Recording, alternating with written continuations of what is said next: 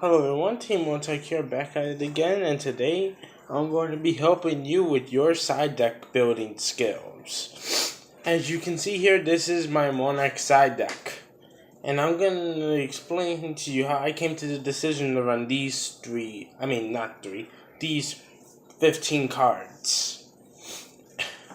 So, let's get started. First, Twin Twisters is, before I even get, Twin Twisters is a perfect example of this argument, but before we get started, allow me to explain to you something. What you need in your side decks is cards that can handle almost every potential matchup that you'll see, if not every potential matchup that you'll see. I flip-flop with taking out Ghost Ogre and Snow Rabbit sometimes for Monarch Erupt and Max C. You need cards that are good for all of your matchups. Max C's not good for the True Draco Demise matchup. Max C's not that good for that. So I cut it from here because this deck could be prone to bricking, but you still have to be able to play side deck cards that are, versatile against multiple decks. Because let's say that I'm thinking of an example on the top of my head. You side deck Necro Valley against True Draco, right? I actually did this in my locals, and this is one of the reasons why I had to take an L at locals one time. Because I put in Necro Valley into my Herald side deck to go against True Draco, and then he summoned Zephyr the Time Lord, and my shit got spin back into the deck. So, Necro Valley is just not that good against the True Draco matchup right now. Because of tech cards like Zephyr the Time Lord, and their continuous spell cards that will pop your shit on contact of touching the graveyard. I came to the decision of running Twin Twisters because Twin Twisters can blow away True Draco back row. And here's my thing with this. If you use Twin Twisters and you use it when you don't have any other cards on your side of the field, what are they going to blow up? Nothing. You have to have more skillful timing with Twin Twisters than with Cosmic Cyclone.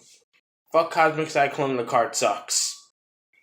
So now let's go on to Droll and Lockbird. Droll and Lockbird should be an obvious choice because Droll and Lockbird hits just about everything right now that's being played. I mean, it hits Dinos, it hits Zoo in a sense, it hits True Draco, it hits Tricksters, especially Tricksters get hit by this card. The moment they activate Terraforming in order to search their fucking field spell, and you draw and Lockbird them, their turn's basically over after they just set a random card. Another card that you want, another reason I'm running Ghost Ogre in my side deck is because of the Trickstar cards, especially. Because you need cards that can be chained off of your hand anytime. That would be any of these.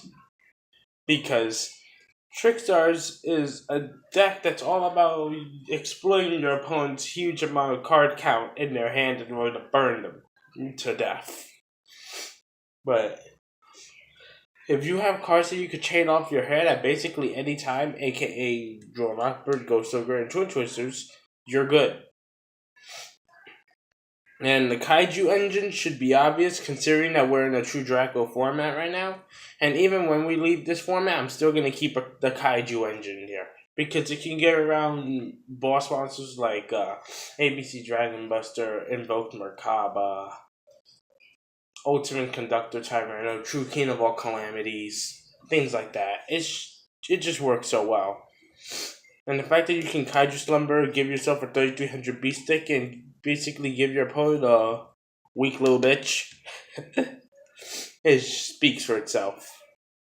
So now that explains my side deck choices. I'm going to be right back with my honorable mentions.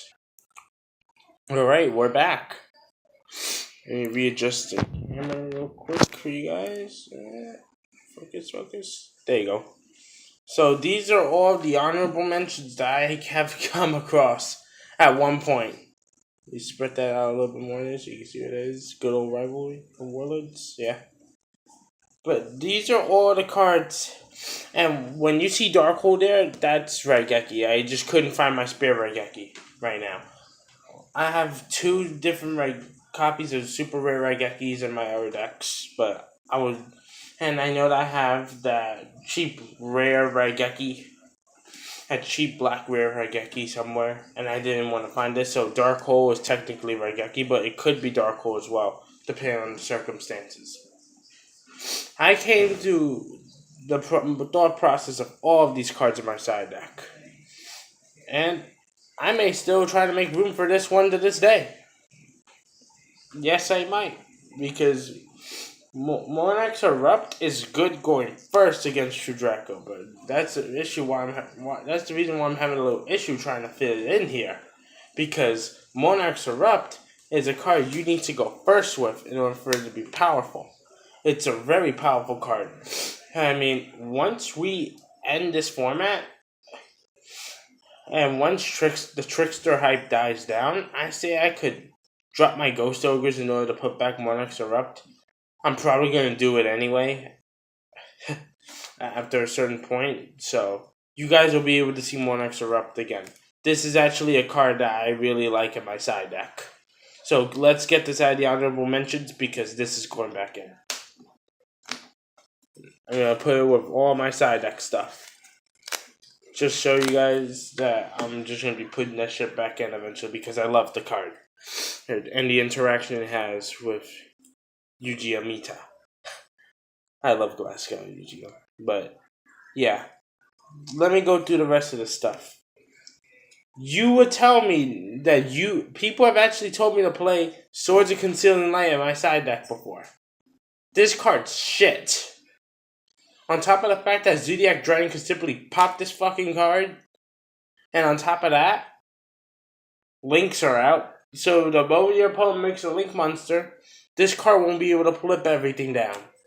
There's going to be a monster left wide open on the board. If you can't establish a decent field to defend yourself from your opponent's link monsters, or monsters, you're basically going to get trampled on. And they're probably going to beat you in the next 2 turns because they're just simply going to link something with those monsters that they have face down. That's why this card is absolute fucking trash. Get this shit out of here. Get out. And then, bring it back. There we go. And I was explaining Necro Valley earlier. Used to be good against True Draco, but now with the release of the Time Lords, trash. Don't play it. Now, I'm going to get into Fog King. This is something that I've considered a lot. Fog King against True Draco. Demise is very powerful. Because you can literally escalation storm for Fog King on your opponent's turn. But here's my thing with this. He hurts you too. And you have to take up 3 slots in your side deck because you have no way of searching this nigga out. Remember what I was saying earlier about diversity? Your cards need to be able to have diversity when dealing with decks. And if it can't have that, well, you're not playing Yu-Gi-Oh! Your decks need diversity. I'm sorry, you need it. Your side decks need lots of diversity. And Fog King, you're a nice card, but can't have you here. Sorry, buddy. Try again later. Take a number and wait. So, yeah, Anti-Spell Fragrance. Really good card against any spell-reliant deck. Except the best 2 decks right now can just simply noble summon a monster and pop this card, or set their spell card face down and tribute it for their Dynamite Fighter and pop Anti-Spell. So yeah, fuck Anti-Spell, it sucks. Mistake is actually one of the better continuous trap cards that I have considered. But looking it over, it hurts you too. and you have Joel Lockbird for that, and Joel Lockbird can get away with going first or second, because if you have it in your hand going first, it's not as good, but you can simply just sit on it in your hand and wait for your opponent to activate that terraforming or that dragonic diagram. So yeah, Mistake is a decent card. It's probably going to be really good against Magi Bullets. Hey, in case you guys don't know about Magi Bullets, look them up sometime. It's a pretty broken deck. If you guys don't know about the Magi Bullets, then you should look them up sometime, because this card's going to be phenomenal against them. Dark Hole, Raigeki, you don't need it because you have the Kaijus in your side deck already. Any more than just the Kaijus in your side deck, and you're not going to have a very good time with True Draco. Simple reason why. Now, let's get to the Rivalry of Warlords and Horn of Heaven. This deck could actually use Horn of Heaven, because sometimes you may leave Ada or Eidos floating around. You could simply tribute the tokens for this in order to hit Masterpiece Summon. And you know what? Let's bring this one up here, because this is along the same guidelines. These two you would side in order to hit Masterpiece. But again, lack of diversity. You're only running these two cards to hit one monster. That's the problem, man. You're only running them to hit one monster. This card can hit other cards, but this literally is only good for Masterpiece. But you're running them specifically to hit one monster. That's bad. That's just not a good way to play Yu-Gi-Oh, man. And on top of that, these cards, all three of these, again, traps. You have to go first. You have to go first. You can't go second with these, because the moment you go second, they're dead. They're dead cards in your hand. They're not going to do anything for you. You have to go first with trap cards. That's why I avoid trap cards in my side decks now at all costs. You have to go first. I'm going to keep repeating it until people that disagree with me about me not side decking trap cards, unless if they synergize well with the deck. Monarchs Erupt, anybody. You have to go first. You have to go first. I'm going to keep saying it until this freaking community understands about why trap cards have become so trashy over a period of time. Back then, you could get away with going second with a whole bunch of fucking trap cards in your deck. But not anymore.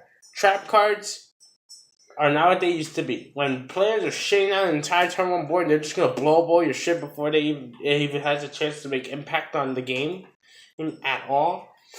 It's just not going to do anything. You have to go first for these cards to be good. That's the problem. Rivalry of Warlords is decent in the True Draco Zoo matchup. It's decent in that matchup. Okay? And decent is as far as it gets. And against True Draco Demise, I could see True Draco Demise running this card, because this card is nothing to them. Literally.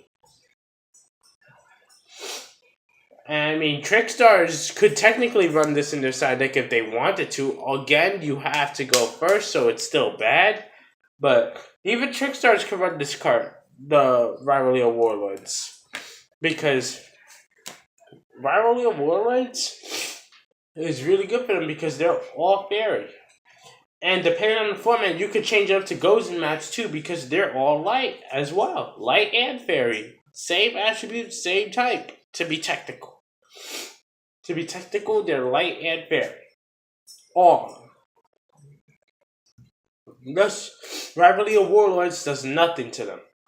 I have people tell me to run Rivalry of Warlords in my side deck, and they're retarded. I'm sorry. Because Rivalry of Warlords does really nothing to most decks' format. Ah, man, my favorite and the band played on. It's actually a really good side deck card, but just not in this deck. Because and the band played on does what Verity's Fiend already does for you. Let me take these two copies out of here, because, yeah. Let me slide this over. And I'm actually going to be doing a War of the Techs episode on these two cards specifically. Along with like maybe one more trap card that does something similar to them. And that's going to be my War of the Techs episode tomorrow. So I don't want to rant too much upon this because I want to leave some content for tomorrow to stretch things out in order to keep you guys entertained with my so-called sense of humor. That is obviously not funny at all. So yeah, Jinzo and Dark Smigorth. Reasoning. Not everybody's playing fucking trap cards. The only deck that runs those trap cards is any true Draco variant. Aside from that, these cards suck. Enemy controller. You don't need to run this right now because Zodiac is not the only deck anymore. Back when Zoo was the only best deck, you could afford to run 3 copies of this card in your side deck. This card does nothing to Trickstars. And it really does little to nothing against the True Draco matchup. Thus is why I refuse to run it. Thus, this card sucks right now. But you could play it if your locals has a lot of Zoo. If you know your locals has a lot of Zoo, then you can run it. Forbidden Chalice. This card is actually a card I actually played in my side deck multiple times over. I just decided that for me, that Ghost Ogre is a better card, but you could run Chalice if you wanted to. But in following along those lines as Effect Veiler, you don't play Effect Veiler in this deck because this card can only be used through your opponent's main phase, which is why it sucks this format. And Royal Decree.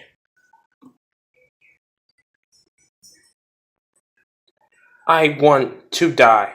Have I not explained my fucking self enough about why trap cards are shitty? When will the community agree with you, Team Moral Tech, that trap cards have lost their power? I am the source of it. I stop all traps.